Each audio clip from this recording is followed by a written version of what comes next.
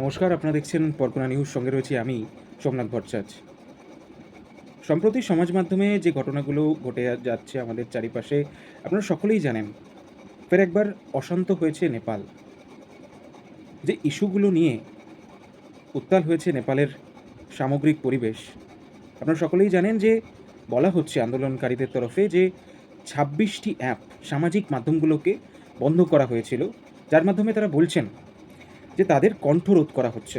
এবং একই সাথে সাথে তারা বলছেন যে সীমাহীন দুর্নীতি এবং তারই সাথে সাথে বিভিন্ন নেতামন্ত্রীদের বিভিন্ন স্বজনপোষণের ঘটনার ফলে তার এই ফলশ্রুতি হচ্ছে এই আন্দোলন এবং অশান্ত হয়েছে নেপাল। খুব বেশি দূরে যাওয়ার প্রয়োজন নেই। আপনি যদি এই ঘটনাটাকে, নেপালের এই ঘটনাটাকে আপনি যদি বাংলাদেশের সঙ্গে তুলনা করেন, খুব কাকতালীয় মনে হবে না। আপনি অনেক অংশে কিন্তু মিল পাবেন। কিছু মাস আগেই বা বলা যায় কিছুদিন আগেই কিন্তু যে ঘটনাটা বাংলাদেশে আমরা সকলে দেখেছি, সমগ্র বিশ্ব দেখেছে, বৈষম্য বিরোধী আন্দোলন থেকে যেটা রূপরেখা নিয়েছিল, সেটা ক্রমেই একটি রাজনৈতিক বিষয়ের দিকে কিন্তু এগিয়ে যায় এবং সেটা ক্রমেই একটা রাজনৈতিক বিষয় পুরোটা গ্র্যাব করা হয় এবং সেখানে ঢুকে পড়ে বিভিন্ন রাজনৈতিক দল এবং তাদের তরফ থেকে পুরো বিষয়টাকে গ্র্যাব করার পরে পুরো বিষয়টাকে এগিয়ে নিয়ে যাওয়া হয়। আমরা সেটা দেখেছি সকলেই। এবং নেপালেও সেই একই ঘটনা কি ঘটতে চলেছে? বিভিন্ন রাজনৈতিক বিশ্লেষক কিন্তু সেই একই ঘটনা, একই আশঙ্কা তারা কিন্তু তুলে ধরছেন। বারবার তারা এই আশঙ্কার কথাই বলছেন এবং তারা একটাই প্রশ্ন তুলেছেন, যেই প্রশ্নটা আমরা আমরা এই আজকের ভিডিওতে আমরা সেই একই প্রশ্নই রাখতে চাইছি। প্রশ্নটা হচ্ছে, গণ অভ্যুত্থান নাকি ফের একবার নতুন কোনো চক্রান্ত? চক্রান্তটা কার?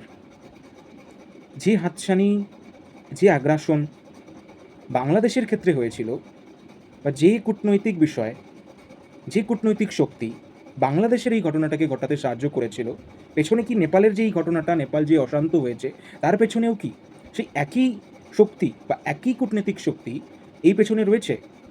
আপনাদের মত আমরা অবশ্যই জানবো। কমেন্টের বক্সে আপনারা আপনাদের মত শেয়ার করতে পারেন। আপনারা এই বলুন এই বিষয়টা যে আপনাদের কি মত, যে এটাকে আপনারা কি গণ অভ্যুত্থান হিসেবে দেখছেন নাকি চক্রান্ত হিসেবে দেখছেন?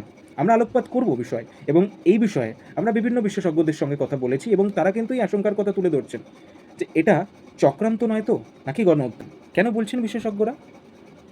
তারা উল্লেখ করছেন যে সাম্প্রতিক কিছু ঘটনা, সেটা হচ্ছে যে কাঠমান্ডুর যে মেয়র বলেন্দ্র শাহ, তিনি কিন্তু দেখা করেছিলেন মার্কিন যে রাষ্ট্রদূত তার সঙ্গে, এবং বারবার যে নামটি উঠে আসছে আন্দোলনের পেছনে, বলেন্দ্র শাহ। এবং যে কথাটা আপনাদের বলে রাখা ভালো, এই যে মার্কিন রাষ্ট্রদূত, তিনি কিন্তু তার সঙ্গে দেখা করেছিলেন মার্কিন কূটনৈতিক ডোনাল্ড লু।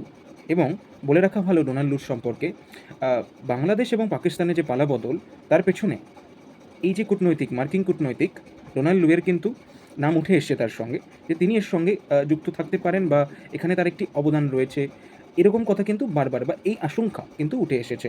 তাহলে কি সত্যিই তাই?